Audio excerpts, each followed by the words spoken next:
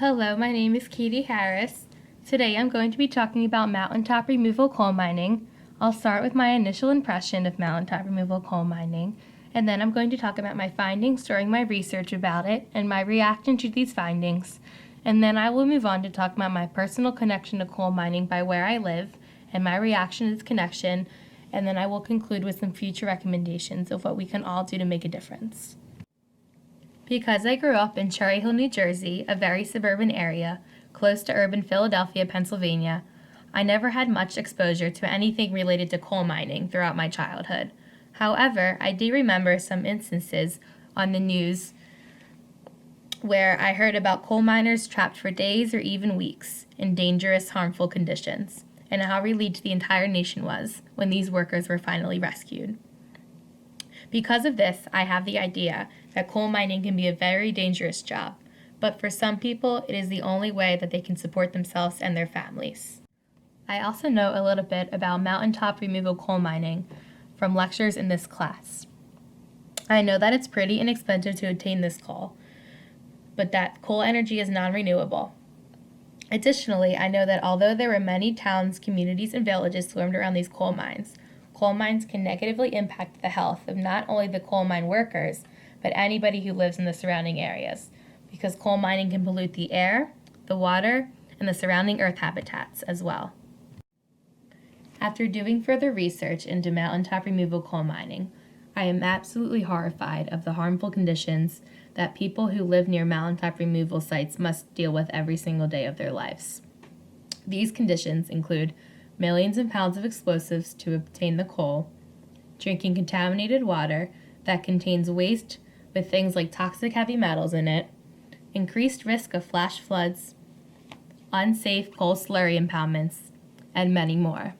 These negative effects have been found to contribute to significantly higher rates of birth defects, cancer, and cardiovascular and respiratory diseases, according to Appalachian Voices in 2013. People are not the only living things being affected negatively by mountaintop removal coal mining. Birds, fish, and insects have been found by journal Ecotoxicology to have significantly higher contents of selenium in the water in which some of them live and their body tissues as well. Additionally, after doing further research about mountaintop removal coal mining, I do not see why it is so necessary to have this type of energy source if it ends up only accounting for about 3% of our nation's electricity in total.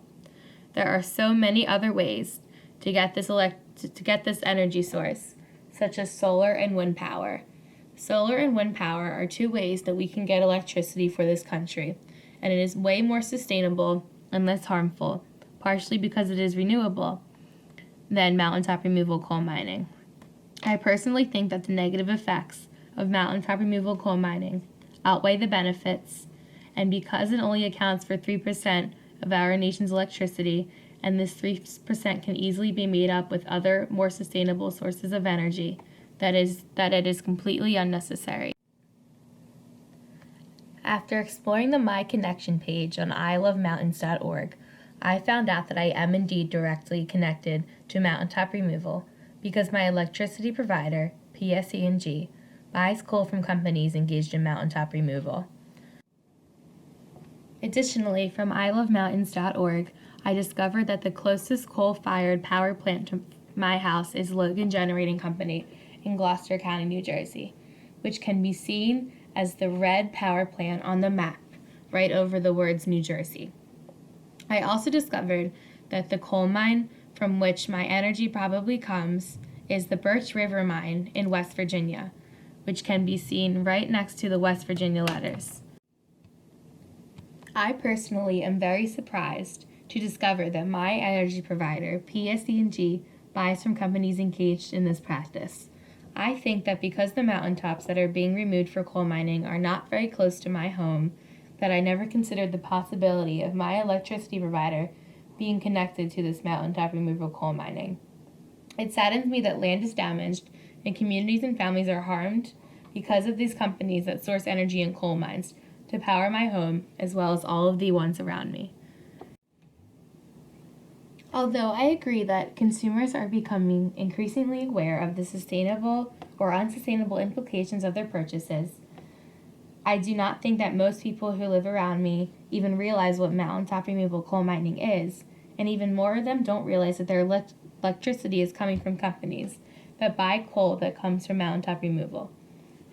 I think word of mouth would be an effective way for people to be aware of this, but I think public leaders, people in politics, and people who have a big heart for sustainability need to step up and help make people who don't always know exactly what's going on more aware of what's going on both inside and outside their homes. The conversation needs to be struck and words need to be spread. Another way to end mountaintop removal coal mining is to encourage other more sustainable practices, possibly with renewable energy, such as solar and windmills. Though we can't always move mountains by ourselves, no pun intended, there is always something we could do. Next time you are talking to your friends, colleagues, peer, or family members about energy, the earth, or anything, try to strike up a conversation about mountaintop removal coal mining, and you can talk about your energy providers, and let them know that their energy provider might be buying from companies who buy coal from mountaintop removal sites.